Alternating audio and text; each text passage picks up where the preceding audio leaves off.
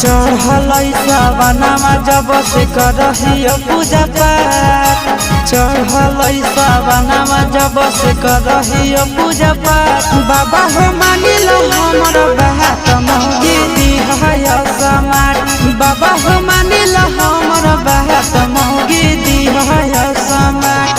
ए बाबा पहले सोमारी से जलावा ढारे के कर दिली है सटार, पहले सोमारी से जलावा ढारे के कर दिली है सटार। बाबा हो मानिल हमर बात मौगी दिहय समाट, बाबा हो मानिल हमर बात मौगी चाहिए समाट।